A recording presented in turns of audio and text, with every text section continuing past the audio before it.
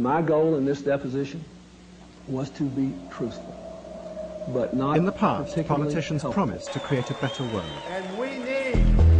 They had different ways of achieving this, but their power and authority came from the optimistic visions they offered their people. Our political philosophy is at the heart. Those dreams failed, the new political and today forces that people emerge have lost in faith in America ideologies. of this decade. Increasingly, politicians are seen simply as managers of public life. But now, they have discovered a new role that restores their power and authority. Instead of delivering dreams, politicians now promise to protect us from nightmares.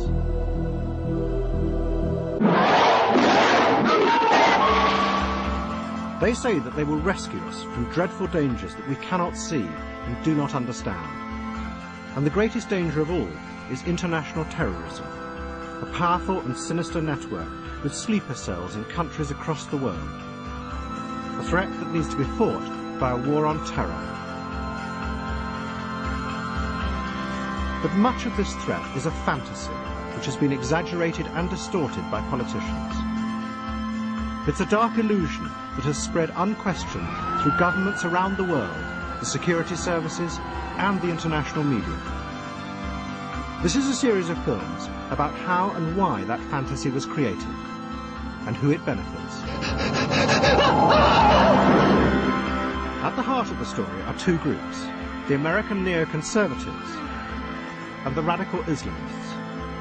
Both were idealists who were born out of the failure of the liberal dream to build a better world. And both had a very similar explanation of what caused that failure.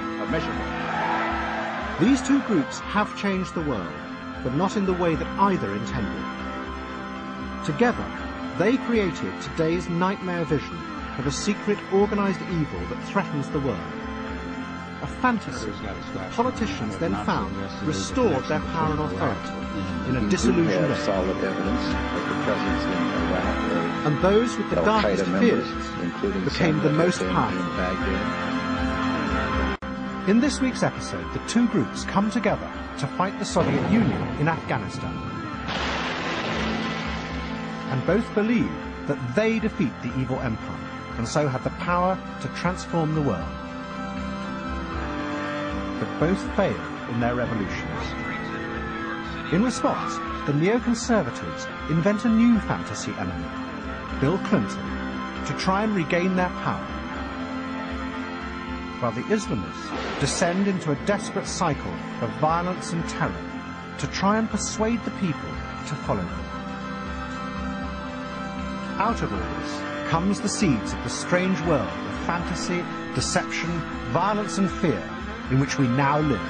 But with the attacks on September the 11th, the fates of both dramatically changed. The Islamists, after their moment of triumph, were virtually destroyed within months, while the neoconservatives took power in Washington. But then, the neoconservatives began to reconstruct the Islamists. They created a phantom enemy. And as this nightmare fantasy began to spread, politicians realized the new power it gave them in a deeply disillusioned age. Those with the darkest nightmares became the most powerful.